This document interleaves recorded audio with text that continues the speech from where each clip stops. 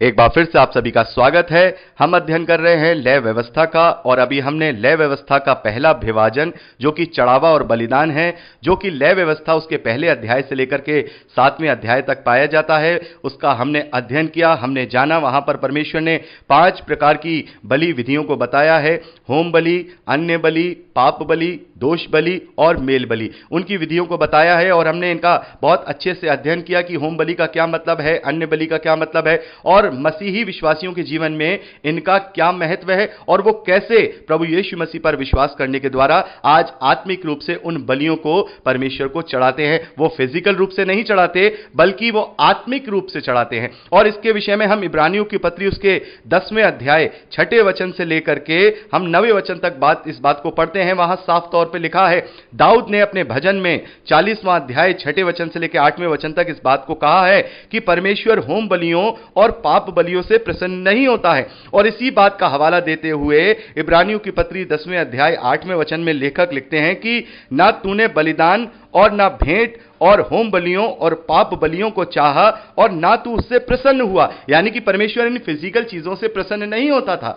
और इस बात को परमेश्वर ने आत्मा के द्वारा दाऊद को बता दिया है कि ये सारी चीजें फिजिकल हैं, मैं आत्मिक बलिदानों से प्रसन्न होता हूं, मैं आत्मिक बलिदानों से प्रसन्न होता हूं। और हम परमेश्वर का बहुत बहुत धन्यवाद करते हैं कि आज हमारे लिए कोई भी ऐसे आडंबर नहीं है कि हम बलि चढ़ाएं, कि हम ये अनुष्ठान करें, कि हम वो अनुष्ठान करें। हमें तो केवल एक ही बात को फॉलो करना है। हमारे लिए केवल विश्वास ही सबसे बड़ा बलिदान है। जब हम विश्वास करते हैं तो उसके द्वारा हमारी सारे बलिदान प्रभु यीशु मसीह में होकर के पूरे हो जाते हैं। और अब जो हमारी आत्मिक सेवा है वो हम रोमियो की पत्री उसका 12वां अध्याय उसके पहले वचन में पढ़ते हैं, जहां पर पौलुस कहते हैं कि अपने अपने शरीरों को, अब तुम्हें किसी दूसरे पशु को, दूसरे जानवर को, किसी दूसरे पक्षी को नहीं बलिदान करना है, ना ही किसी का खून चढ़ाना है। तुम्हें अब अपने अपने शरीरों को जीवित, मरा हुआ नहीं, जीवित, पवित्र और परमेश्वर को भावता हुआ बलिदान करके चढ़ाना है।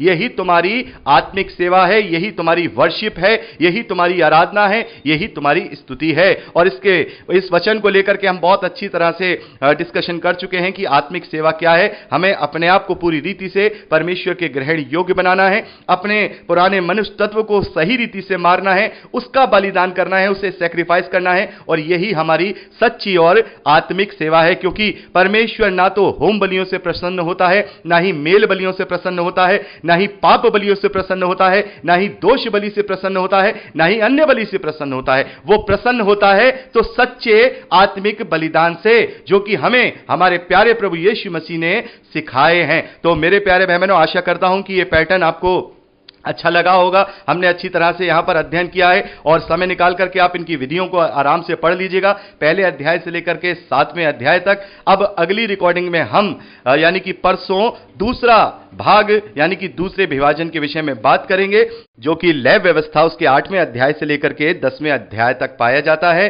हारून और उसके पुत्रों का याजकीय अभिषेक। और उस रिकॉर्डिंग में या उस दिन अगर हमें समय मिलेगा, अगर हमारे पास समय रहेगा, तो फिर हम तीसरे विभाजन को भी वहीं पर शुरू करेंगे, जो कि 11वें अध्याय से लेकर के 15वें अध्याय तक है। शुद्धता और अशुद्धता के जो नियम है उसके विषय में भी अगर समय मिला तो हम वहां पर डिस्क्राइब करेंगे। तो आज के लिए इतना ही मेरे प्यारे भाई बहनों। प्रभु आप सबको बहुत की आत्मिक आशीष दे। आप प्रभु यीशु मसीह में जड़ पकड़ते हुए उसी में फलवंत होने पाए। यीशु के सामर्थी नाम में आमीन। Praise the Lord. जय मसीह की।